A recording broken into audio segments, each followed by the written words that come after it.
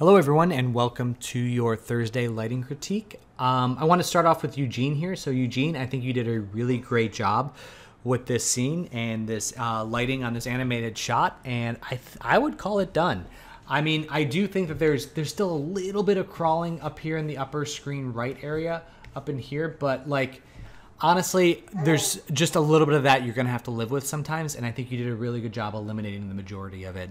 So I am ready to upload this into the Hall of Fame and call it done. I hope that you are happy with it, and you can definitely add this to your demo reel because it's really, really strong lighting. And you did a great job of just hitting up those last couple of notes. So wonderful job overall, and I can't wait to see what you come up with next. So really good job there. Okay. Now let's hop over into some of our still images from today. So let me just go ahead and scroll through these. You may see some markings on here because I was playing around with this before. And in all reality, I recorded this critique once before, and I actually forgot that my microphone was muted or something, and I lost most of it. So let me just go through, and I will... yeah, just go through some of these and take these out here. Okay, so let's just go through everybody, and this is a good way to see what all is there. And all right, let's go through starting with Adrian. So Adrian, the biggest things I had for you was I do think that you've improved this quite a lot.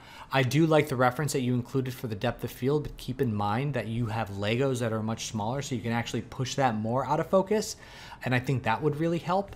The other major bullet points for you were that I think that you can go a little bit brighter. Like I pulled in some reference from the Lego movie just to kind of take a look at a few things. Like look how much depth of field they pull back here. And I think that you can kind of get up to that level. In terms of the characters, like I was looking at this and they pushed the key light even brighter with some more fall off. Go ahead and take this off. And so you can really kind of play up that value in the diffuse. I like the specular highlight a lot. I think that's working really, really well. And it looks very Lego plasticky to me. The other things that you can really push are like pay attention and stuff like this. Like look at the hands, right? And look at the what's happening here in the neck and underneath here. There's a lot of subsurface scattering in there. And I think that you can push that in your scene too. Like really get some subsurface scattering in these hands and maybe in the neck area in here, like put a little bit of warmth back behind there. And I think that that'll help out a lot. In terms of the background, a couple things you could do that you might want to consider. Number one is I would remove the saturation or pull back the saturation a little bit on the red elements and the green elements. They are a little bit more saturated than what we're seeing in some of the other areas. And I actually do think that you might be able to push the saturation in these the characters' yellows a little bit more too. Speaking of the yellows, I would make this white color. I would swap those out to avoid any confusion, just because it's going to sound silly, but this looks a little bit like a face back there and can distract the eye a little bit too much. And lastly, I would consider perhaps not doing this black wall back here. I would maybe lighten the color of it so you can feel the fall off from the wall a little bit more strongly.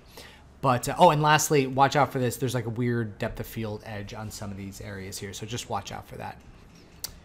All right, Ashley, you're up next. So I think that what you've got going on some of these foreground flowers, like what we're seeing in there is really, really strong and working really well. But what we're seeing in the hanging flowers is some darker shapes in the middle and not quite that type of prettiness of the flower that we're seeing in there. So I would work on that a little bit. You can adjust the subsurface, maybe the transmission, maybe even adding a little bit of emission from the flower in there would help. And I think that would be good. For the character herself, this might be getting a little bit too bright, just a nudge too bright. And I do think that we can push a little more warmth into the bounce. In terms of the ground, you know, I would almost put like a mat or like a rug or something beneath her, just because at this low glancing angle at the ground, we start to lose. It feels like a 2D texture on a flat surface, right? We start to lose that a little bit, so I would watch out for that. So yeah, a little bit softer there, a little more bounce there. On the tree, watch out. There's still some like hard lines back here. I'm not quite sure what's causing those. Also, there's a weird thing happening here where this is like out of focus, but what's behind it is in focus. So just keep your eye on that. And then just because there's nothing blocking these trees from the top here where the sun's coming in, I would try and get a little bit of sunlight on the leaves if you can. And then I would go from there. But yeah, I think that's a good next step for you. Forrest, yes. So this is getting a little bit, bright, a little burnt out compared to like what we're seeing, especially out of the Dorothea Lange and even Mama Coco. I would kind of split the difference between those two in terms of this area, because again, it'd be one thing if this was like a little bit more in here, but seeing that it's on the side, it's like we want to kind of pull it more into this triangle. I would add a little bit more fill shaping onto some of these plants in the background because they are looking a little bit flat. Like just maybe like a broader area light back there that's just creating some more shaping coming across this way. And it could even work a little bit more on these foreground ones. Not necessarily going too much brighter, but maybe getting darker on the fill side. For the haze in the background, I still think it's very successful. I would just add a little bit more color to it, a little bit more warmth. You can see a little bit more warmth here in Mama Coco's as well. It's just because it feels a little gray, and also have it fall off a bit more as we go across the screen. Jeff. Okay, so I know you're still working on the top, so I won't mention that too much. Specularity looks better down here. It's a little bit strong. I would pull off some of that and then get a little bit more specularity on the wings and on the skin. It's nice here on the face, but there does appear to be like a hard line there, so watch out for that. Like this specular highlight coming down the middle of the hat, but I would almost want to broaden that out a little bit. And then for the wall back here, depth of field looks good. I would continue to put some objects back there, just like, maybe some picture frames up on the wall. And since you're so out of focus, like you won't see what the pictures are, so it doesn't really matter. You can throw anything back there. And then also, like, this is an odd line, like a hard line coming across here. So I'm guessing that's from the ceiling, but like this broad of a light, I would expect there to be more of a fall off between those 2 points. So just something to look into there. All right, Jenn, I really like the way that these specular highlights were picking up here on the edge. Really, really good stuff. Checking out your reference, this is actually a little bit more neutralized than I would expect. I mean, obviously that's the color correction in the image. Like you can see how this candle almost looks blue there. And speaking of those candles, look how bright they are right next to the flame. I think you can push your brightness stronger in the 2 candles. In terms of the character lighting, like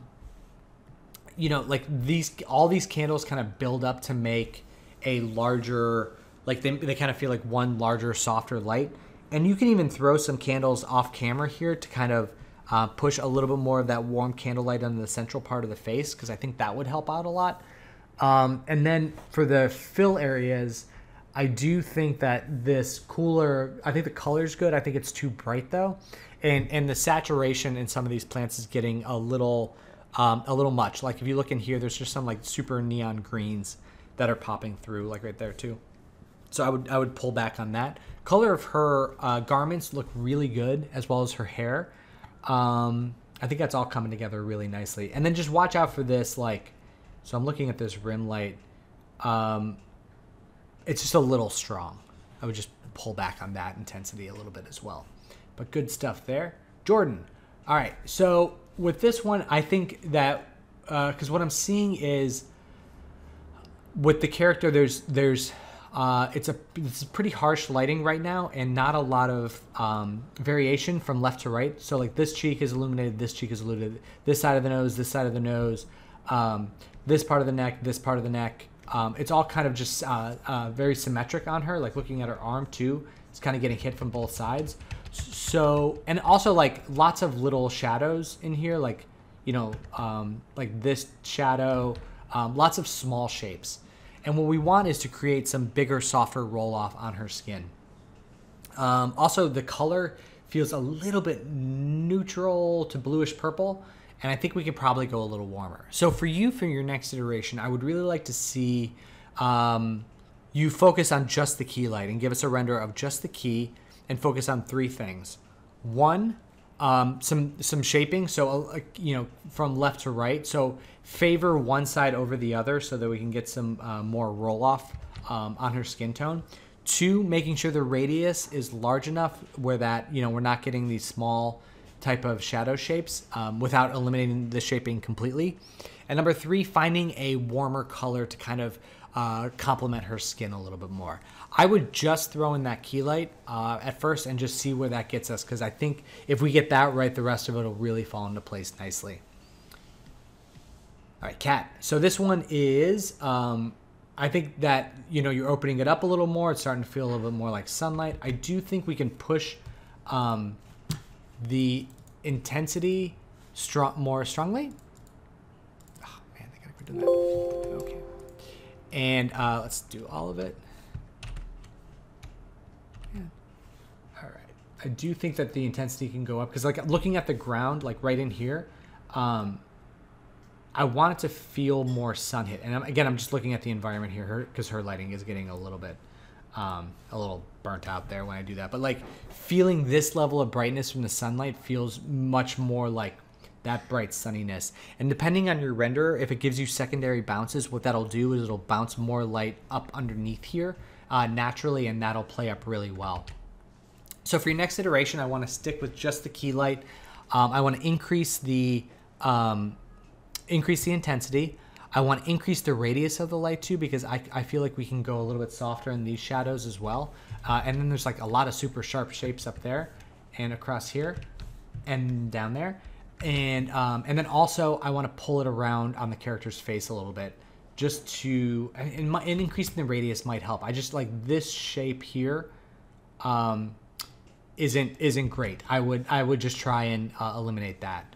And then lastly, I would neutralize this back wall a little bit, just because if it's getting this blue with just the warm key light in there, it's really going to be problematic when we start adding some cooler fills as well.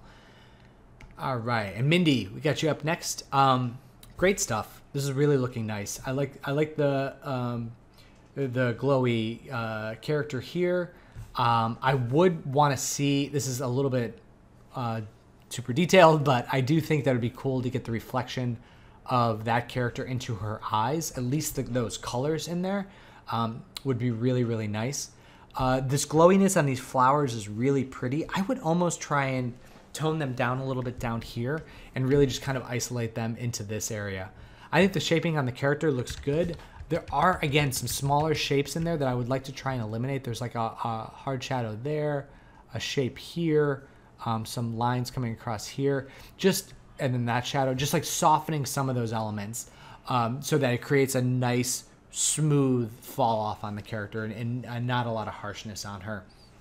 The other thing I would consider doing for you to really plus your image is this back wall feels very neutral, and it actually feels a little bit like low res or something. Like it just doesn't quite feel up to the quality of everything else. Like it's mostly like this brick is working really well in that there's more saturation here, and you can really feel a difference between the material that's the brick and kind of the, I guess it's the mortar that's between it, the cement or the concrete or anything that connects these bricks. So I think if we got the faces of the bricks to be a little bit more colorful and saturated and allowed this gray area in between to pop out, I think that would help out a lot. But overall, this is really coming together nicely. And yeah, and actually the shadow things, you can see it here, right? Because there's like a shadow here, there's another one there, and another one there. So it's just a matter of softening these lights to get all of that to kind of homogenize together a little bit, because right now it just feels like there's a lot of light sources. All right, that's it for today, everybody. If you guys have any questions at all, please let me know, and I will see where we are tomorrow. All right, happy lighting all.